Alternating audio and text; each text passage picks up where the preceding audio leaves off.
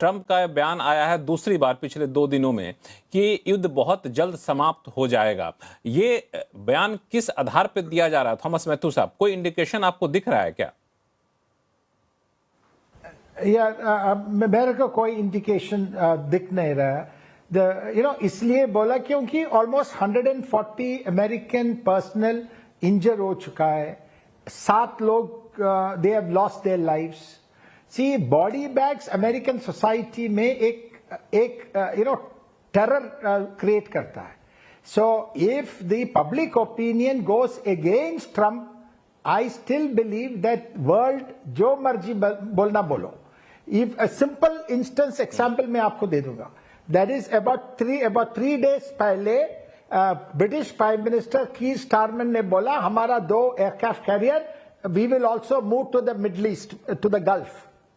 Trump ने क्या बोला? He says I am not interested in aircraft carrier. We are winning. We don't want. See, Trump is not a rational man, so you cannot look at him through the rational eyes. Okay, so he. But if there is, बड़ा interesting सा है Thomas Matthew साहब, interesting बहुत ही statement जो interesting है वो कह रहे हैं कि मैं जब चाहूंगा युद्ध खत्म हो जाएगा। वो कब चाहेंगे? Correct. Now, then the point is, if you remember, about 2-3 महीने पहले he says the limit of the use of American power depends on my morality. No world pressure, nothing on his morality. Now, according to me, see, isme nobody can win this war. America cannot win the war. Iran cannot win the war. Now, what can Iran do?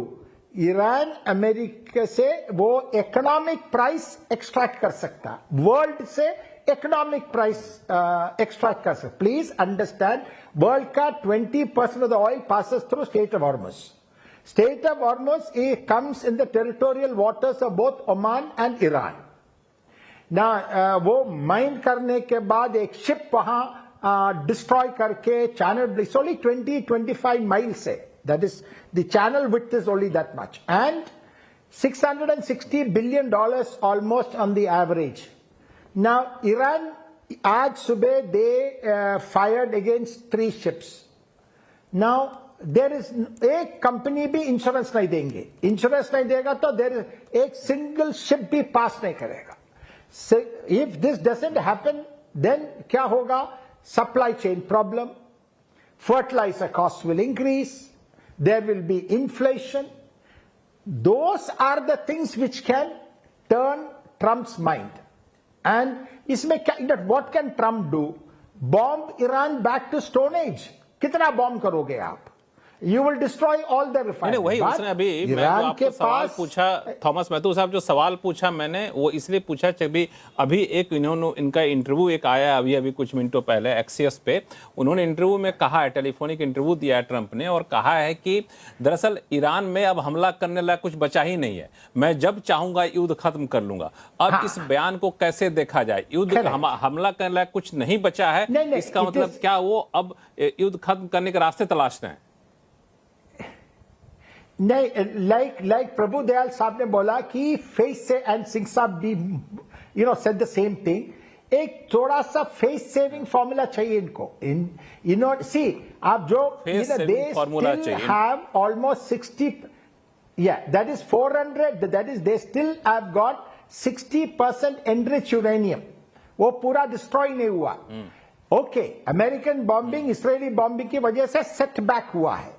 But please understand, abhi jo see that Mojtaba Khomeini who has come, he is more hardcore than his father. See, Trump ne kya socha? Okay, it's a very interesting thing. Pete Hegseth, that is the defense secretary, ne kya bola tha? Defense secretary said, we did not expect this kind of reaction from Iran. उन्होंने नहीं सोचा कि economic muscles को damage करने की कोशिश Iran करेगा। I don't think they, and he himself said this was surprising to us. Now, and did you see what the Iranian Revolutionary Guard leader said? He says Trump जो मर्जी बोलना बोलो, we will decide when the war should end. So Trump according to me will look for a face saving device. Face saving device यहाँ This is my पे feeling. ढूंढने की कोशिश करेंगे ट्रंप, ताकि कैसे भी युद्ध खत्म किया जाए, इसका कोई बहाना यहाँ पे मिल जाए। शुभंकर, मैं आपके पास आऊंगा, लेकिन एक सवाल अटॉर्नी आनंद आहूजा साहब आपके लिए।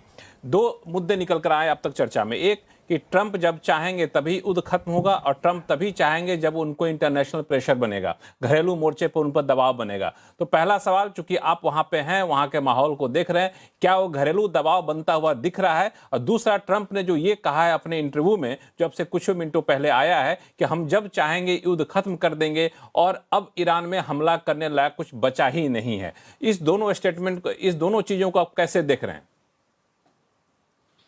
लक्ष्मण जी, मेरी आपसे एक गुजारिश है कि या तो मुझे आप मौका दिया करिए कि जब आपके पैनलिस्ट कोई बात करते हैं तो मैं उसके जवाब में कोई बात कर सकूं, या फिर मुझे आप मौका नहीं, जब भी दिया ऐसा नहीं, आपने अच्छा पॉइंट उठाया। आपको जब भी ऐसा बोलने का हो तो आप इशारा कर दिया करिएगा, ताकि मुझे लग जाए कि आप कुछ बोलना चाहते हैं, तो मैं तुरंत आपके पास आ जाया करूंगा, ये बेहतर होगा। आपके जो दो सवाल हैं, उन्हीं दो सवालों में आपके पैनलिस्ट के भी काफी सवाल थे। सभी पैनलिस्ट का मैं जो उन्होंने बात की है उस पर एक मिनट के लिए रिस्पांस करना चाहूंगा। पहली चीज तो मैथ्यू साहब ने बात की प्रेशर की बात, और स्वर्ण सिंह जी ने भी बड़े आंकड़े दिए कि 74% डेमोक्रेट्स अगेंस्ट हैं, 45% रिपब्लिकन अगेंस्ट हैं। लेकिन आप लोगों ने ये नहीं बोला है कि आर्टिकल 1 के हिसाब से कांग्रेस की पावर है वार को डिक्लेयर करने के लिए, 60 डेज के अंदर वार को उसको अप्रूव करना होता है, जो कि कांग्रेस ने कर दिया है। तो कांग्रेस ने अप्रूव किया है, इसका मतलब ये वार सिर्फ अब ट्रंप साहब की सीमित नहीं रही है, ये Trump United states of America की हो गई है। दूसरा, स्वर्ण सिंह ने बात की कि किसी भी देश ने साथ नहीं दिया। अगर आप देखिए, ऑस्ट्रेलिया ने अपना आर्मेडा भेज रहा है गल्फ के अंदर, फ्रांस भेजा है, यूके ने कहा है यूनाइटेड स्टेट्स को कि आप हमारे एयर बेसिस यूज करिए इस लड़ाई के अंदर।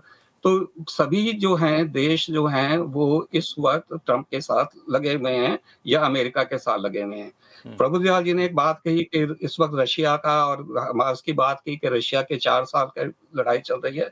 मेरे हिसाब से रशिया की इन्वॉल्वमेंट यूक्रेन में it's a blessing in disguise for this war of United states against Iran, क्योंकि जब तक रशिया यूक्रेन में फंसा रहेगा ये थर्ड वर्ल्ड वार नहीं होने वाली है। क्योंकि एट ए टाइम रशिया की, जिसकी खुद की इकोनॉमी इतनी खराब है, वो ये अफोर्ड नहीं कर सकता है कि वो यूक्रेन में भी लड़ाई कर ले और ईरान के बिहाफ पे भी लड़ाई कर ले। ना ही इस लड़ाई के अंदर ईरान की मदद में चाइना आएगा। आज तक की तारीख के अंदर अगर आप देखें तो 57 मुस्लिम कंट्रीज में से सिवाय पाकिस्तान ने गलती से ये कह दिया कि हम ईरान के साथ खड़े हैं, लेकिन उसके बाद वो भी जो है एक तरह से ढीले पड़ गए। तो एक भी मुस्लिम कंट्री जो है वो ईरान की सपोर्ट में नहीं आया है। जहां तक बात रही है आपने कि ट्रंप साहब ने कहा कि ये वार जो है मेरे पास कुछ बचा ही नहीं है तो वहां करें। अगर आप आंकड़े देखें तो आज की तारीख में 90% जो ईरान की डिफेंस सिस्टम है वो डिस्ट्रॉय हो चुका है। ईरान के पास आज की तारीख में ना नेवी है ना एयरफोर्स है। जो ग्राउंड फोर्सेस हैं वो, अगर यूएसए डिसाइड करे कि मैंने अपने सोल्जर्स को ईरान के अंदर नहीं भेजना, और जो कि वो नहीं भेजने वाला है, इराक वाली गलती यूनाइटेड स्टेट्स दोबारा नहीं करेगा, तो उस हिसाब से, और कर्दिश अगर वहां सोल्जर जाते हैं तो ईरान के पास एक तरह से जो डिफेंस मैकेनिज्म है वो बिल्कुल खत्म हो चुका है, और किसी भी हालत में ईरान जो है ये लड़ाई जीत नहीं सकता है। आपने अपने मोनोलॉग में बात की हार्मोज के अंदर माइंस बिछाई जा रही हैं। अगर आप लेटेस्ट न्यूज, और मैं आपके चैनल पे भी देख रहा हूँ, आप बार-बार डिस्प्ले कर रहे हैं कि माइंस, लेकिन अगर आप कल की न्यूज देखें तो यूनाइटेड स्टेट्स ने 16 जो बोट्स थी जो माइंस को वहां पे बिछाने की कोशिश कर रही थी, उनको डिस्ट्रॉय कर दिया है। तो यूनाइटेड स्टेट्स ने जो कैपेबिलिटी थी ईरान की हार्मोज के अंदर माइंस बिछाने की, वो ऑलमोस्ट खत्म कर दिया। लेकिन उसके साथ ही यूनाइटेड स्टेट्स ने ये भी स्टेटमेंट दी है कि अभी भी कुछ ऐसी माइंस हैं जिनका हमें पता नहीं है कि वो हैं या नहीं है, और अगर वो माइंस हैं तो वो एक बड़ी डेंजरस साबित हो सकती हैं।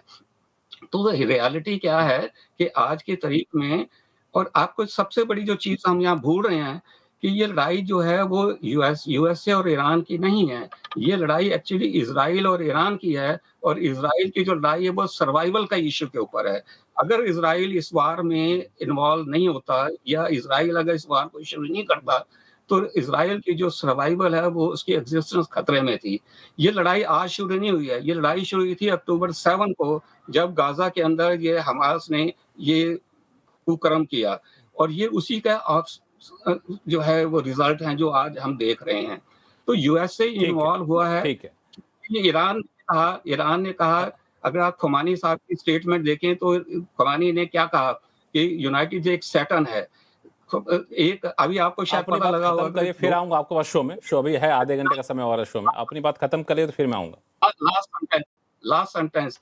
अभी 3 दिन पहले एक पाकिस्तानी नेशनल जो कि कन्विक्ट हुआ है to assassinate Trump on the instigation of Iran, उसने एडमिट किया है कि मुझे ईरान ने पैसा दिया, मैं ईरान के कहने पे I try to assassinate President Trump. So अगर आप यूनाइटेड स्टेट के प्रेसिडेंट को असैसिनेट करने की कोशिश कर रहे हैं, अगर आप यूनाइटेड स्टेट को सैटन बोल रहे हैं, अगर आप कह रहे हैं कि हम इजराइल को दुनिया के नक्शे से हटा देंगे, तो ये एक जो वार है वो यूनाइटेड स्टेट्स और इजराइल के ऊपर ईरान की तरफ से थोपी गई है। और लास्ट सेंटेंस में ये कहूंगा दरअसल कि ईरान ने जो अरब कंट्रीज के ऊपर अटैक किया है, उससे उसने अपने लिए खुद मुसीबत मोल ले ली है। ठीक है। दरअसल आपने जो बातें कही आनंद आहूजा साहब, उसमें आपने तीनों जो पैनलिस्ट थे, थॉमस मैथ्यू साहब, एम्बेसडर दयाल साहब और प्रोफेसर स्वर्ण सिंह साहब, तीनों को आपने यहाँ पे जवाब दिया। तीनों लोग उसका रिप्लाई देना चाहते हैं। मुझे जो आपने जवाब दिया है कि आप लेटेस्ट न्यूज़ ये है कि यूएस ने 12 ऐसे हमले को, ऐसे माइंस को हटा दिया है। तो उससे और लेटेस्ट न्यूज़ ये है, आप भी चेक कर लीजिएगा, कि 3 जहाज जो है इस हटाने के बावजूद 3 जहाज़ों पर हमले हुए हैं, और यूनाइटेड नेशंस के आंकड़े दिखा रहे हैं कि स्ट्रेट ऑफ हॉर्मुज से अब कोई जहाज नहीं गुजर रहा है। अब पॉइंट नंबर 2, अगर इजराइल को अपने अस्तित्व का संकट गहरा रहा है, क्राइसिस ऑफ आइडेंटिटी है, उसका अस्तित्व पर संकट है, तो क्या दूसरे देश पे हमला करके उसको खत्म कर देगा क्या? इसके लिए मैं इस लॉजिक से सहमत नहीं हूं। बाकी